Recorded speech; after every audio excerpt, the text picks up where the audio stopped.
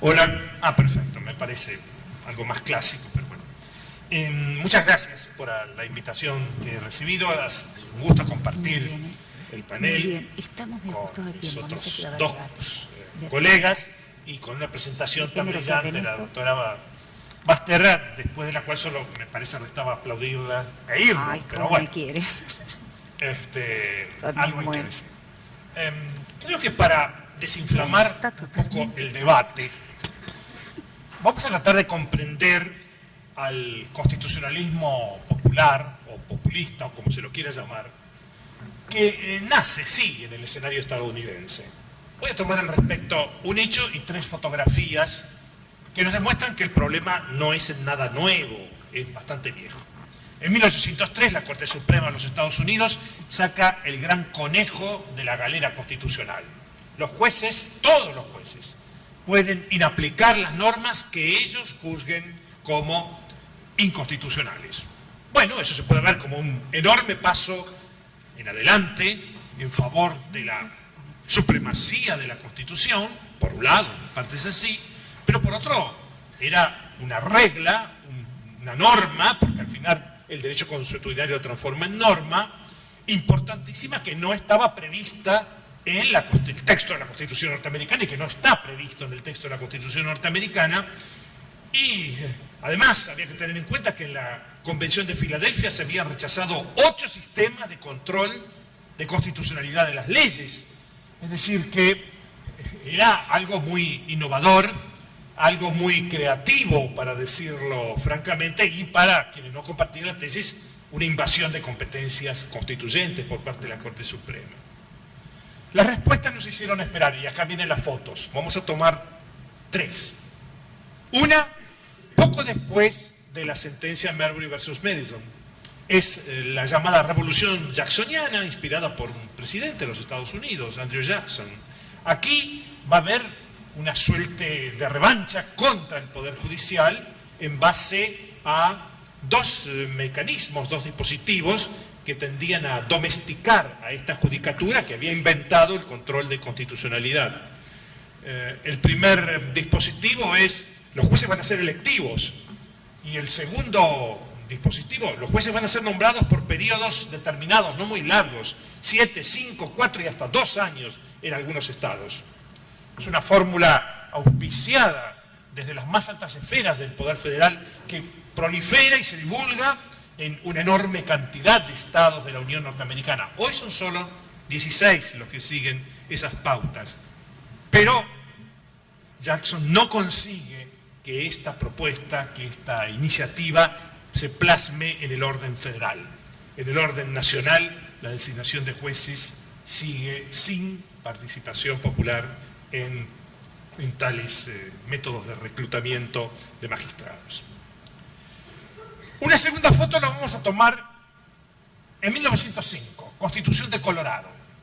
Esta vez auspiciada, defendida, intentado divulgar por Teddy Roosevelt, uno de los 2 Roosevelt presidentes de los Estados Unidos. La propuesta es: bueno, ya que no podemos cambiar en el orden nacional, no podemos cambiar el método de designación de jueces, tratemos de someter sus últimas decisiones, sus últimas sentencias, al veredicto popular, al veredicto electoral, aclaremos. La Constitución de Colorado de 1905 autoriza a un 5% de los ciudadanos a solicitar un referéndum sobre el valor de una ley del Estado si es que la Corte Suprema del Estado la declaró inconstitucional. Es decir, aquí hay un arbitrio popular, el cuerpo electoral se transforma en juez definitivo de la constitucionalidad de las normas locales. Un aporte interesante. ¿En qué termina el aporte? Solo en Colorado. No se divulga en el resto de los estados, no se divulga en el orden nacional. La tercera fotografía va a ser más reciente, es desde 1950 y algo hasta nuestros días. El germen está en la obra de Hunt, donde propone quitarle a los jueces el control, quitarle expresamente el control de constitucionalidad, porque afirma la asunción hecha en esos roles en 1803 no es constitucional. Es decir, impugna las bases del sistema, pretende dinamitar la autoridad judicial para evaluar la constitucionalidad de las leyes, argumentando que eso es un supuesto que no está contemplado y por lo tanto que está tácitamente rechazado por la Constitución Federal. Y luego vienen las distintas argumentaciones del constitucionalismo popular que ya han sido descritas y que transitan sobre todo por procurar anestesiar, procurar disminuir, procurar erosionar el vigor de las decisiones del Poder Judicial en materia de control de constitucionalidad. Sería algo así como jibarizar la doctrina del control de constitucionalidad, si me permiten una comparación tan poco elegante ni agradable.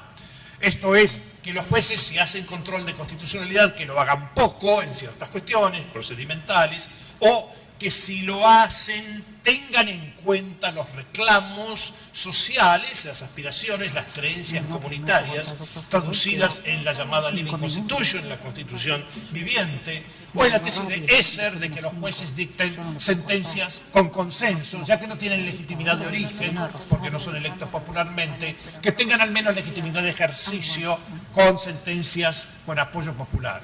O, si no, finalmente, la guillotina, es una alegoría, claro está, o la silla eléctrica, que sería la propuesta de Kramer de expulsar a los jueces de la Corte Suprema que dictaran sentencias que tuvieran rechazo comunitario mediante, como digo, el impeachment o sea el juicio político. Muy bien, termino con las fotos, voy a aterrizar en el contexto, en el paisaje constitucional argentino, con estas pautas, estas pinceladas que hemos descrito. La idea es advertir que nuestra Constitución tiene en este escenario reglas diferentes y pautas distintas a la estadounidense, no obstante que coinciden mucho. No tiene, o tenemos nosotros mejor dicho, un artículo 22 que declara que el pueblo no delibera ni gobierna sino por medio de sus representantes y autoridades creadas por esta Constitución.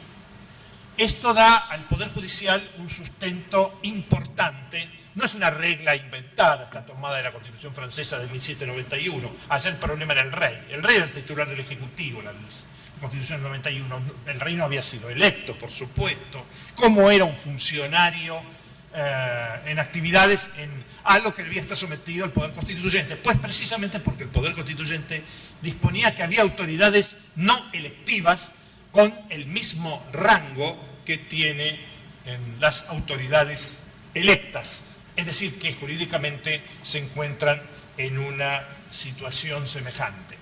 Esto le provoca a los jueces argentinos una situación nacional, si estoy hablando, un rango muy particular. Un juez federal no tiene por qué sufrir ningún complejo de inferioridad o un complejo de culpa, menos todavía, por no haber sido electo de acuerdo a nuestro, como digo, paisaje constitucional.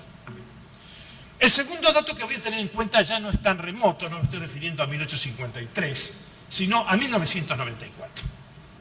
En 1994 el constituyente asume, al tratar la acción de amparo, el tema de la revisión judicial de la constitucionalidad de las leyes.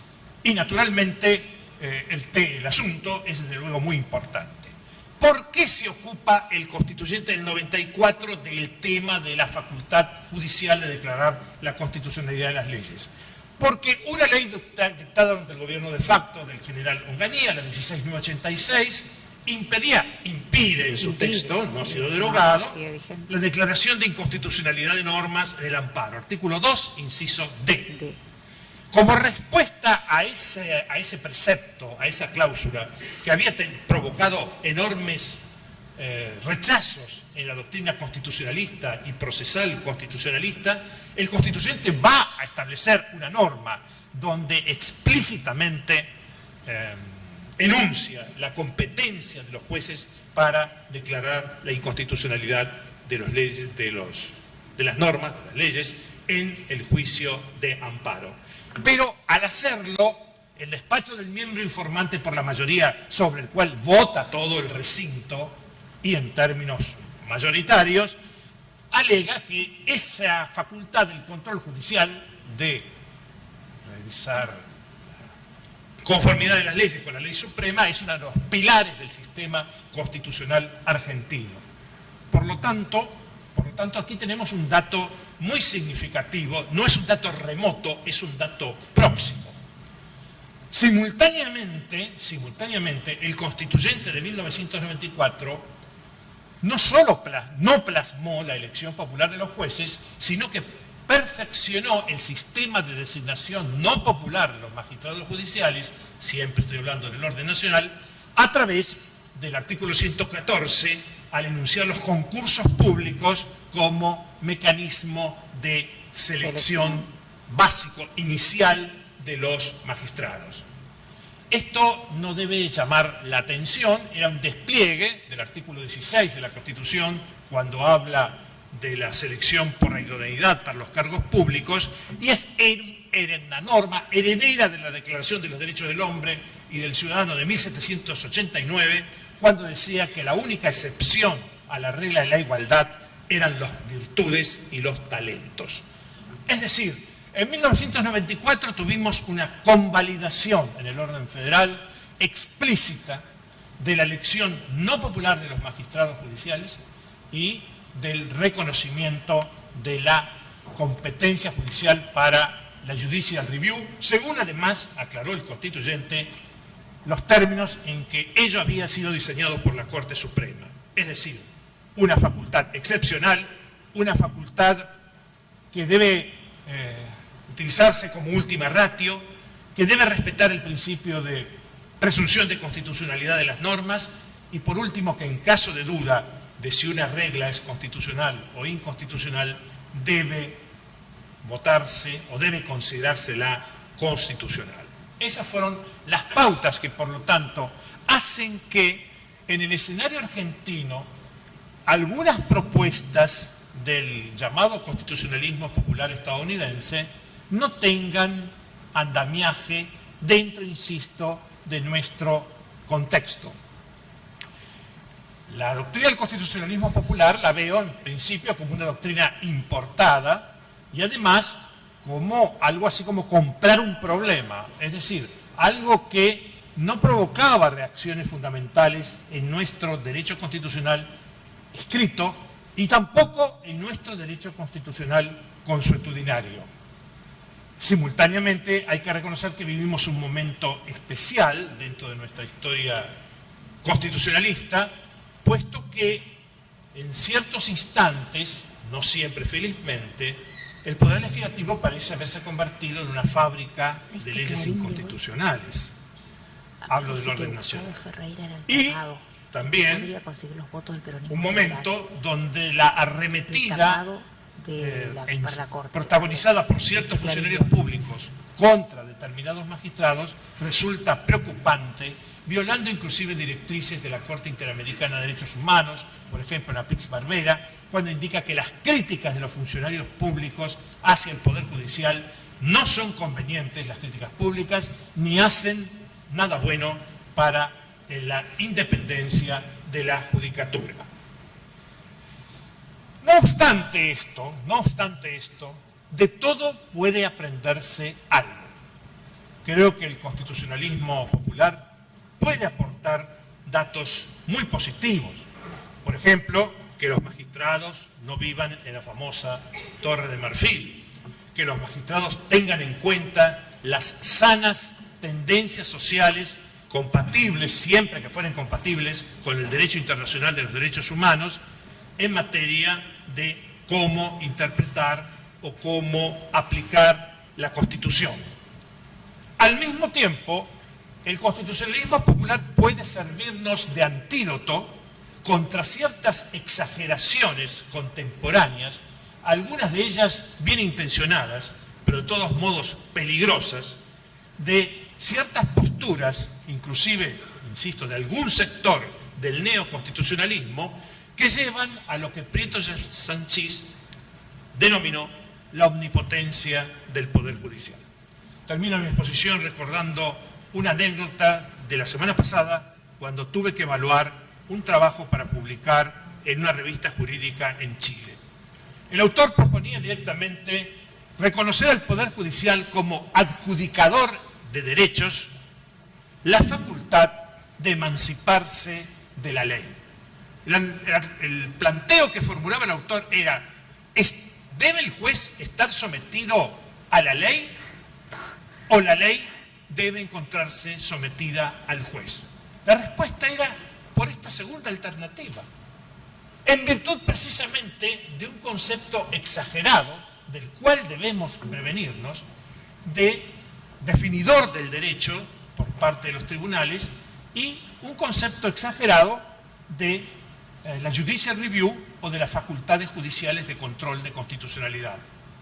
Es cierto que una judicial review exagerada puede restringir y acogotar el ámbito de apreciación de constitucionalidad del legislador. Es cierto que ciertas corrientes están demandando una especie de sometimiento bastante acentuado, en algunos casos casi absoluto, del legislativo hacia el juez. Es cierto que, sobre pretexto de defender derechos, determinados tribunales están indicando al Poder Legislativo cómo legislar. El ámbito de las sentencias exhortativas es, por cierto, sumamente delicado. Podemos, en determinadas circunstancias, comprender, entender y hasta aplaudir alguna sentencia exhortativa. Pero debemos distinguir entre las sentencias exhortativas y las sentencias legislativas. Y hay muchas que, disfrazándose de exhortativas, son en verdad sentencias legislativas. En ese sentido, el constitucionalismo popular nos da elementos, nos da material que, insisto, pueden robustecer, pueden encuadrar debidamente la revisión judicial de constitucionalidad a la luz de las necesidades de la sociedad contemporánea. Muchas gracias.